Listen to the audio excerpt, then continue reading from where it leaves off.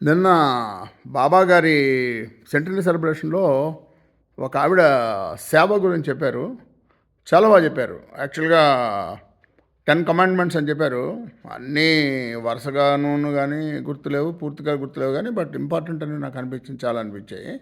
Of course అవి ఒక విధంగా చెప్పాలంటే సాత్విక సేవ, రాజసిక సేవ, తామసిక సేవ అన్నట్టుగా చెప్పారు.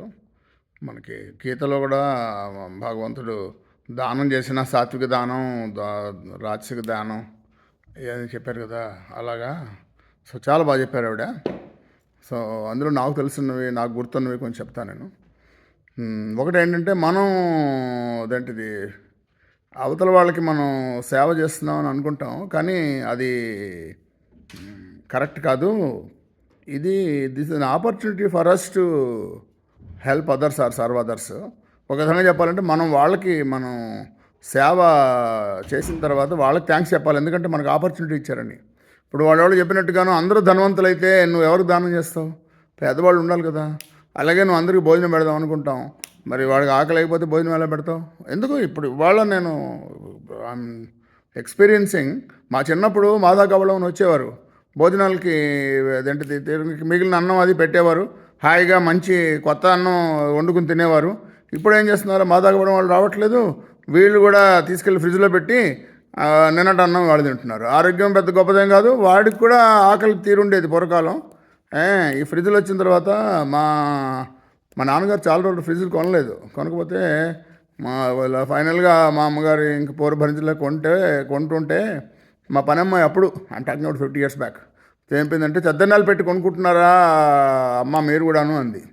అందువల్ల సో ఈ రోజులు ఏమంటే మనం ఇంత మిగిలిన కూడా ఎవరికి ఇవ్వడానికి మనం చేతులు రావట్లేదు. ఒకళ్ళు ఇద్దామన్నా కూడా తినడానికి రావట్లేదు. ఒక విధంగా అది మన దేశం డెవలప్ అయిందన్న దానికి చిహ్నం. రెండోది ఏంటంటే, మనం సేవ చేయడం అనేది ఎంత ఈజీగా, అది అవతల వాళ్ళకి కష్టం ఉంటే కానీ మనం సేవ చేయలేం కదా. అందువల్ల అదే ఒక మాట చెప్పింది ఆవిడ, డాక్టర్ గారు. రెండోది ఏంటంటే, నువ్వు ఇంటకెలిచి రెచ్చగెలిచి అన్నట్టుగా ఇంట్లో అత్తమామను చూడరు, బయటకు వెళ్ళి సేవ చేస్తూ ఉంటారు. లేకపోతే ఇంట్లో వాళ్ళకి మనం హెల్ప్ చేయకుండా బయటకు వెళ్ళి సేవ చేస్తూ ఉండడం, ఇవన్నీ కరెక్ట్ కాదు. ముందు నీ కమ్యూనిటీకి తీసుకోమన్నారు. ఆ విషయంలో చెప్పాలంటే నేనేమంటానంటే, తల్లిదండ్రులను చూసుకోండి ముందు, తర్వాత పిల్లల్ని బాగా చూసుకోండి, పిల్లల్ని బాగా అండి అదేంటిది మిగతా ప్రపంచాన్ని ఉద్ధరించే బదులు అన్నారు. మా నాన్నగారు విషయం చెప్తుండేవారు. ఏమంటే, గాంధీ గారు జాతిపిత అయ్యారు కానీ వాళ్ళు 4 పిల్లలు ఎక్కున్నారు వాటికి తెలియదురా. నెహ్రూ గారు ప్రైమ్ మినిస్టర్ అయ్యి వాళ్ళ అమ్మాయిని కూడా ప్రైమ్ మినిస్టర్ చేశారనేవారు. అంటే అంటే నెపోటిజాన్ని నేను సపోర్ట్ చేయట్లేదు, కానీ బట్ నేనేమంటున్నా అంటే పిల్లల గురించి చూసుకోవాలి కదా, వాళ్ళు ఏం చేస్తారు.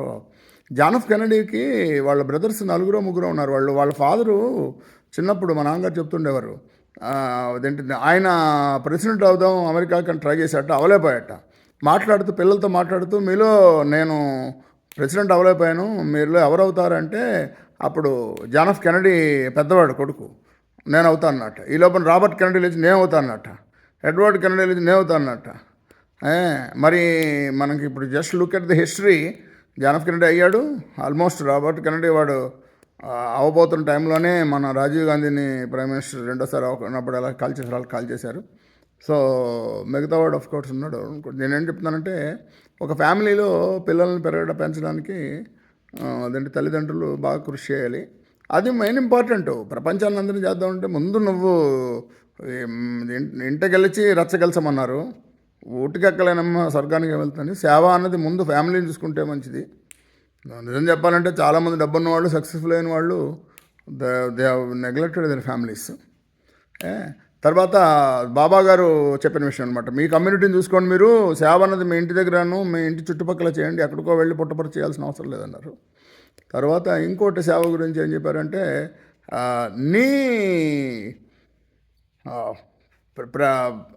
ఎక్స్పర్టీస్ చూసుకో, నీ ఎక్స్పర్టీస్లో చేయగానే నువ్వు డాక్టర్గా అంటునవుతానంటే ఎలాగా. నువ్వు అమెరికా వెళ్ళావు, ఆవిడ డాక్టర్ గారు చెప్పారట, నువ్వు అక్కడ పేదవాళ్ళకి, బ్లాక్స్కి వాళ్ళకి నువ్వు ఫ్రీగా మెడిసిన్ ఇయ్యి, నువ్వు డాక్టర్ కాబట్టి అన్నట్టు. అలాగా మనం ఏం చేస్తామంటే, మన ఎక్స్పర్టీస్ ఏమో ఒకటి. ఇప్పుడు బాలమురళీకృష్ణ ఉన్నాడు, పాటలు పాడతాడు, అందరికీ చేసే సేవ ఏంటంటే ఆ పాటలు పాడి అందరినీ అదేంటిది మనసులకి హాయి కలిగించడం. ఆయన వెళ్ళి వాళ్ళందరికీ వీళ్ళు ఇచ్చేయాలి అది చేయాలని అనుకోకూడదు. అలాగే కొంతమంది ఏమనుకుంటారంటే మనం ఈ సేవ చేద్దాం ఆ సేవ చేద్దాం అనుకుంటారు. వాళ్ళకి ఇప్పుడు వ్యాసుడు ఉన్నాడు. వ్యాసుడు మరి వాల్మీకి ప్రపంచానికి ఎంత సేవ చేశారు, రామాయణమును మహాభారతం రాసి. అందువల్ల ఎవరి ఎక్స్పర్టీస్ ఎవరి దాంట్లో వాళ్ళు చేయమన్నారు, అదొకటి బాగుంది. ఇంకోటి ఏమన్నారంటే, ఇది నాకు ఒక విధంగా చెప్పాలంటే కనువిప్పైంది. నీ కమిట్మెంట్ ఇంపార్టెంట్, నీ క్యాపబిలిటీ ఇంపార్టెంట్ కాదన్నారు. అది ఒక విధంగా చెప్పాలంటే నాకు ఐ ఓపెనరు.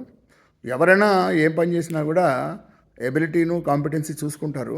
కానీ ఆయన ఏమన్నారంటే, ముందు ఎబిలిటీ కంటే కాంపిటెన్సీ కూడా మీరు కమిట్మెంట్ చాలా ఇంపార్టెంట్ అన్నారు. అంతకంటే ఇంకో ముఖ్య ఇంపార్టెంట్ అది నేను 100% ఫాలో అవుతాను, ప్లస్ దాన్ని ఎంకరేజ్ కూడా చేస్తాను. అదేంటంటే, ఈ నలుగురు ఉంటారు, ఆ నలుగురు యూనిటీగాను హార్మోనీతో వర్క్ చేయాలి. కానీ నేను చేశాను అని చెప్పి కొట్టుకుని రావడం కరెక్ట్ కాదు. తర్వాత అట్ ది ఎండ్ నాకు క్రెడిట్ కావాలి, నీ క్రెడిట్ కావాలని చేయడం, ఇదంతా రాజసికమైన సేవ. అందువల్ల 90% ఇప్పుడు ఇవాళ సత్యసాయి అని అంటలేదు, అన్ని చోట్ల కూడా ఇలా సేవ చేస్తారు, ఫోటోలు తీసుకుంటారు. ఇలా అదేంటిది నేను చేశాను అంటారు. వాడు ఎవడో చేయలేదు, నేనే చేశాను అంటారు. వాడికి పేరు రావాలి, ఇది చేయాలి. ఒక విధంగా చెప్పాలంటే ప్రతి దాంట్లోనూ రాజసీకం అన్నది ఉంటుంది. ఇప్పుడు నేను నా ఉద్యోగం 40 years అడ్వైజ్ ఇవ్వడం. నాకు ఇన్వేరియబుల్ ఏం జరిగేదంటే, మనం ఇచ్చిన అడ్వైజ్ ఫాలో అవుతారు కానీ మనం ఇచ్చామని చెప్పరు. చాలా బాధ కలిగేది నాకు. తర్వాత నేను ఇప్పుడు అదేంటిది అది వదిలేశాను. జవాబు మనం సలహా చెప్పడం వరకు అది వాళ్ళు వింటే మంచిది, బాగుపడతారు. వినకపోయినా పర్వాలేదు. విని బాగుపడినా కూడా నాదే ఐడియా నీది కాదని చెప్పిన వాళ్ళు కూడా ఉంటారు. కృతజ్ఞత లేని వాళ్ళు, వాళ్ళని గురించి పట్టించుకోకర్లేదు. మనం బావిలో ఎప్పుడైతే నీళ్లు తోడుతుంటామో అప్పుడు నీళ్ళు ఎక్కువ వస్తుంటాయి. అలాగే మంచి మంచి ఆలోచనలు మనం వస్తుంటే ఎక్కువ వస్తుంటాయి. అలా అని మనం ఎవరు మనకి రికగ్నిషన్ ఇవ్వట్లేదు మానేస్తే వచ్చే ఐడియాలు కూడా రావు. అందువల్ల మన వాళ్ళు పేటెంట్స్కిను వాటికి ఎక్కువ ఇంపార్టెన్స్ ఇచ్చే ఋషులు వాళ్ళును. ఒక విధంగా చెప్పాలంటే కొంతమంది అనానమస్గా చేసేవారు, ఏం చేసినా కూడా దానం కానీ ఇది కానీ అదొకటి కూడా చెప్పారు. ఇవన్నీ నాకు నిన్న విన్నప్పుడు చాలా హ్యాపీ ఫీల్ అయ్యాను నేను. అదంటది దాంట్లో సేవ ఎలా చేయాలి అని ఒక విధంగా చెప్పాలంటే అహంకారం ఉండకూడదు, కర్తృత్వ భావన భోక్తృత్వ భావన ఉండకూడదు, ఓనర్షిప్ ఉండకూడదు అని చెప్పారు. సో ఆ 10 commandments really excellent. I want to share with all the people. So